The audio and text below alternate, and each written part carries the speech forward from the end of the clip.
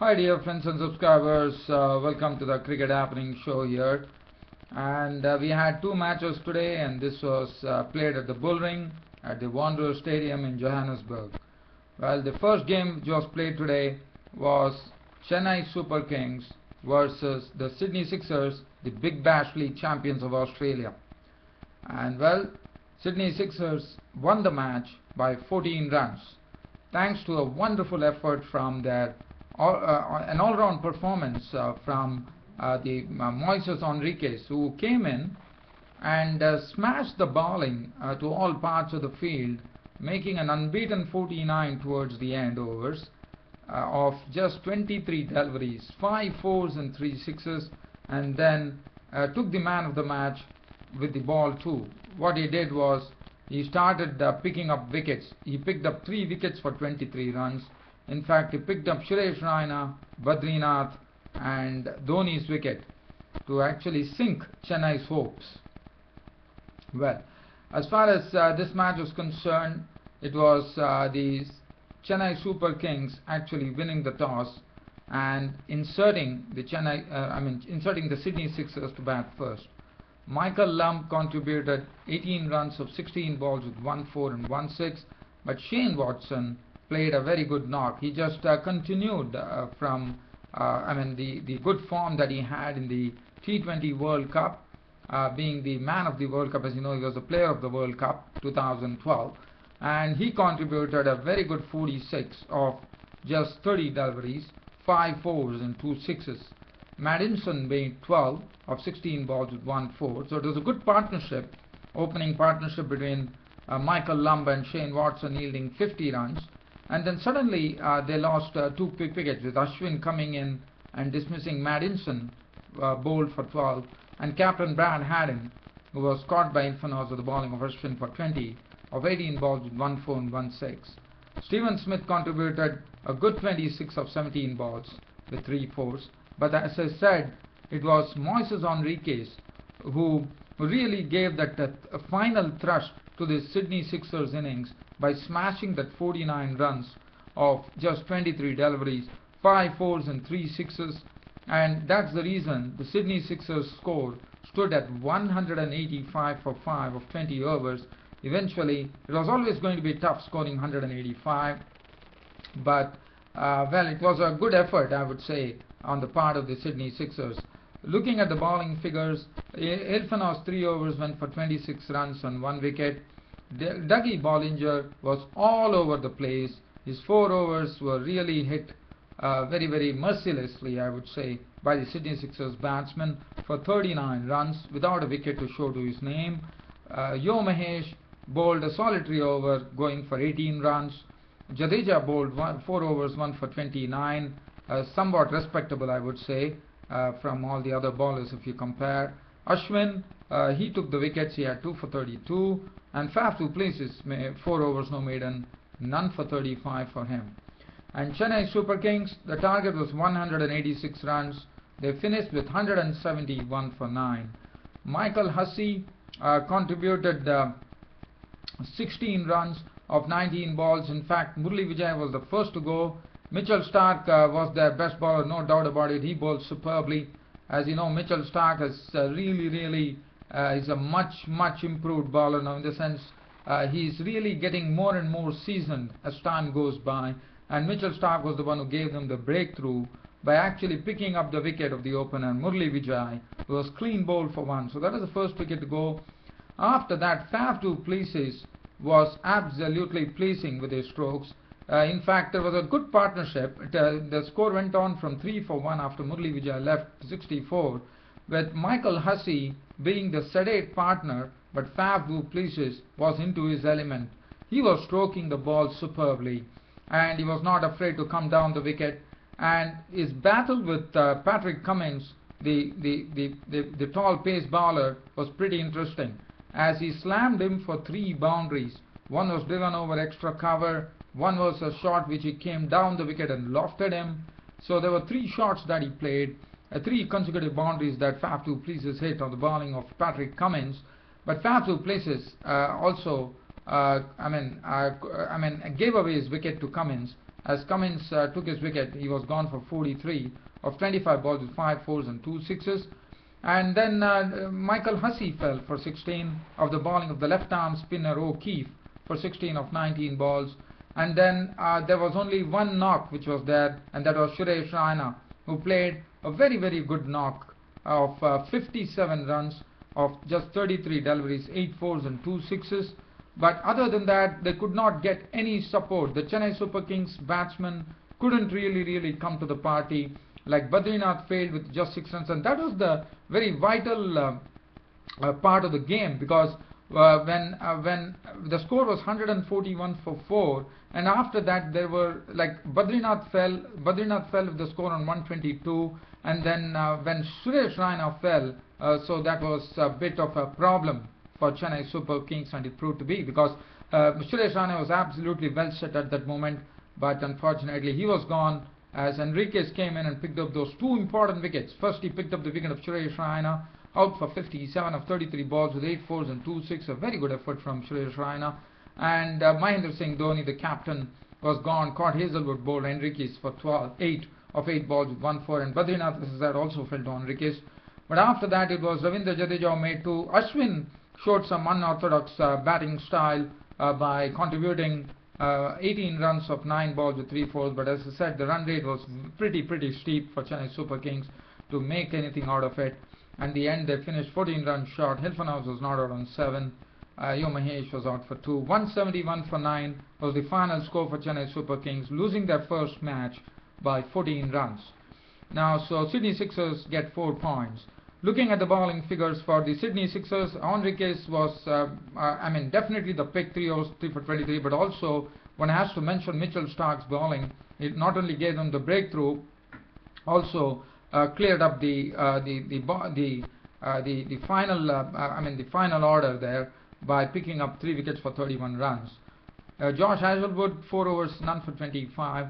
Cummins 4 overs was a bit costly, 42 runs on that wicket of Faf to pleases to show for record. Shane Watson bowled 3 overs 31. He was a bit costly today. Steve O'Keefe bowled 2 overs no maiden, 1 for 16, taking the wicket of Michael Hussey. So that was it. Chennai Super Kings. This was the first match which was played at the Bullring at the Wanderers Stadium in Johannesburg, and Chennai Super Kings losing the match by 14 runs. Now we go to the next match, which has just ended, and this was a match between the Mumbai Indians and the Highveld Lions. Well, the Highveld Lions actually had a very easy victory. They won the match by 8 wickets. Mumbai Indians were the first to bat, making 157 for 6. In fact, the toss was actually won by the Highveld Lions, and as is becoming customary in this particular T20 Champions League 2012, they had Mumbai Indians batting first, and Mumbai Indians made 157 for 6. Dwayne Smith started off in cavalier fashion by hitting the bowlers Sohail Tanvir and Morris for lots of boundaries. In fact, his score, he had 26 of just 19 deliveries. He had 6 fours in that score of 26. So that was Dwayne Smith. After that, Sachin Tendulkar, let me tell you today, Sachin Tendulkar was really struggling with his timing. Dirk Nannes was absolutely on the money, was bowling superbly, and also Sohail Tanvir for a brief moment. But Tendulkar was really struggling to get his timing. He couldn't get the ball off the square. After that, it was something very difficult for Tendulkar, because the spinner Fenguso, our own Fenguso, the left arm spinner, was introduced, and he was most impressive according to me in this particular bowling effort of the Lions. He had figures of 4 overs no maiden. He picked up the wicket of Tendulkar. Tendulkar was kept quiet.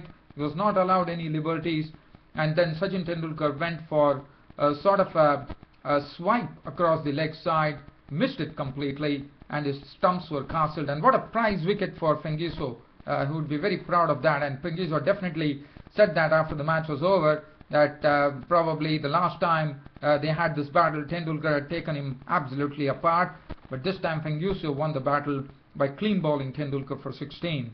After that, Rohit Sharma played some very pleasing strokes. He hit a 6-2, and that 6 that he hit was carved over third man for a 6. And Dirk Nannes was, it was the other bowler, De Bruyne, who was actually suffering under Rohit Sharma's blade. But Dirk Nannes, as I said, was too smart for him, as Rohit Sharma was clean bowled, trying to flick it down the leg side. He made 27 of as many balls with 2 fours and 1 6. Mitchell Johnson, Harbhajan Singh, the captain of the Mumbai Indians, promoted Mitchell Johnson, but Mitchell Johnson's promotion, I would say, didn't really work to the advantage of the Mumbai Indians, because he was really struggling with his timing. Probably the ploy was that Mitchell Johnson will go and go crash bang and bowl up against the left-arm spinner Aaron Fungiso. He was looking very impressive today. He was not giving any balls in the really hitting area. He was looking very good. He was wrapping Johnson on the pads. And Johnson was really struggling against all the bowlers. In fact, I would say the Mumbai Indians' ploy of promoting Mitchell Johnson didn't work, because he consumed 29 balls to score 30 runs with just 4 boundaries.